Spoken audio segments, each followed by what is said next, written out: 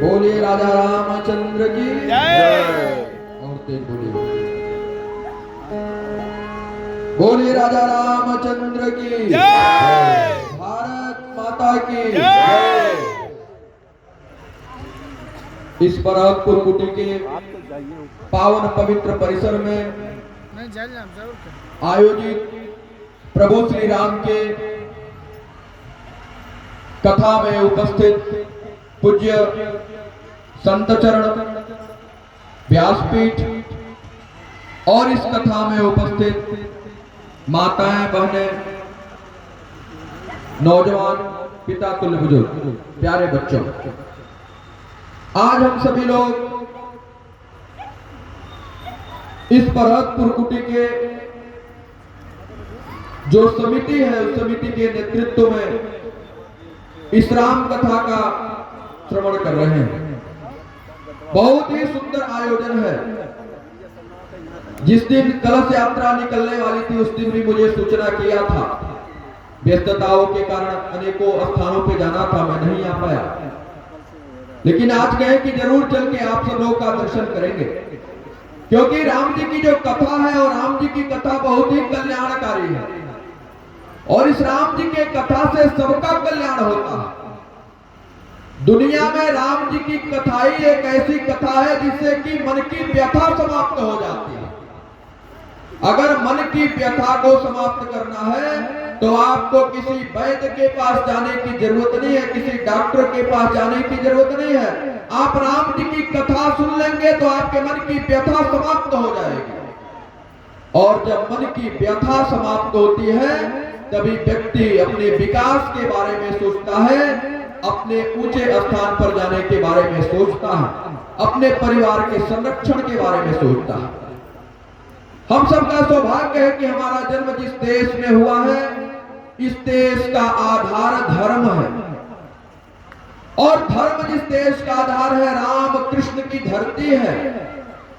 हमारा सौभाग्य है कि हमारा जन्म जिस देश में हुआ है और उससे भी बड़ा सौभाग्य है कि जिस प्रदेश में हमारा जन्म हुआ है वह तीर्थ स्थानों का प्रदेश है। अयोध्या, काशी, मथुरा, माया, जितने भी स्थान हैं यह सभी स्थान उत्तर प्रदेश में पाए जाते हैं। हम सबका सौभाग्य है कि हमारा जन्म ऐसे स्थान में हुआ है और उससे भी बड़ा सौभाग्य है कि हम लोग बैठ करके राम कथा का श्रवण कर रहे हैं। राम कथा जो कल्याणकारी है, सबके कल्याण करने वाली है राम कथा हम लोग श्रवण कर रहे हैं। इस राम कथा को सुन करके अपने जीवन में भी उसका पालन करें, अपने जीवन में भी उस कथा को उतारें। ऐसा नहीं कि यहां सुन करके जाएं और घर जाकर के फिर अपने विषय को चर्चा करें। कथा इसीलिए कराई जाती है कि कथा से व्यक्ति सीखे और सीख करके वैसा आचरण करे। प्रभु श्री राम के जैसा हमारा जीवन होना चाहिए। आप कल्पना करिए, जीवन में कितना भी संघर्ष आए लेकिन घबराना नहीं, चेहरे पर हमेशा मुस्कुराहट रहकर और उस संकट को समाप्त करते हुए आगे नया मार्ग बनाकर चलने का किसी का स्वभाव बन गया था प्रभु श्री राम का। माता सीता कितनी कोमल थी।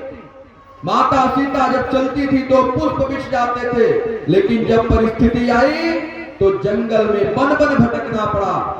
ऐसे माँ सीता भी कभी अपने घर वालों का दोष नहीं दिया, कभी कोई विषय नहीं कहा, उसको स्वीकार किया, सहज स्वीकार किया। हमारे जीवन में थोड़ा सा कष्ट आ जाता तो हम घबराने लगते हैं। हमको भगवान राम के जीवन से अपने के अंदर सरलता की शिक्षा लेनी चाहिए कि हमारा जीवन कितना सरल होना चाहिए, हमारा जीवन कितना समाज के कल्याण के लिए होना चाहिए। और यह सब जो हम करेंगे तो हमारा आहार विहार यानी खान पान भी ठीक होना चाहिए। हम वही भोजन कर सकते हैं, करना चाहिए जो भगवान को भोग लगाया जा सकता है।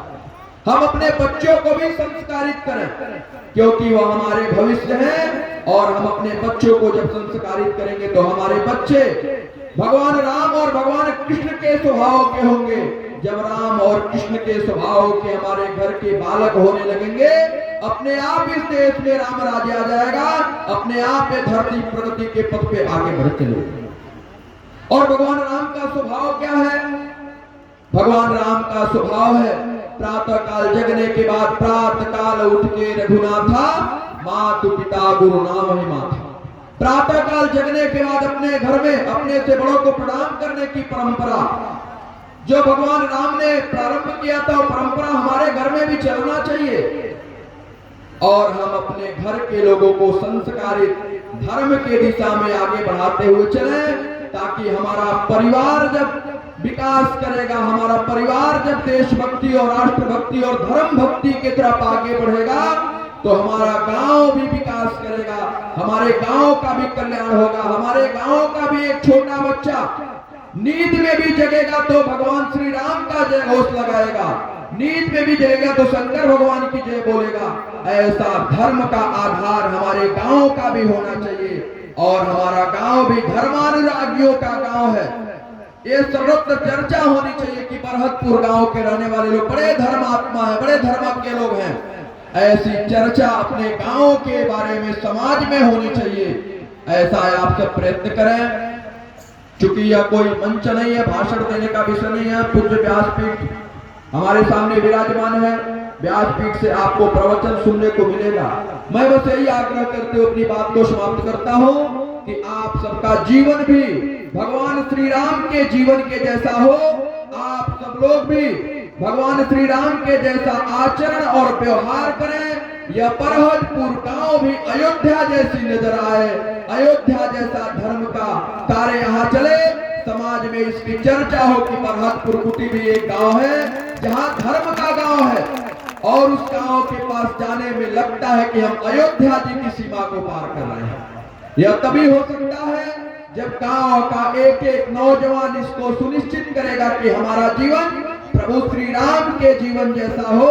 यहाँ की प्रत्येक माता जी तय करेंगे कि हमारा जीवन माँ कौशल्या के जैसा हो, पिता तुल्य बुजुर्ग तय करेंगे कि हमारा जीवन दशरथ जी के जैसा जीवन हो, ताकि सब लोग मिलकर के इस गांव को अयोध्या जी बनाए, अयोध्या यानी धर्म का गांव बनाए।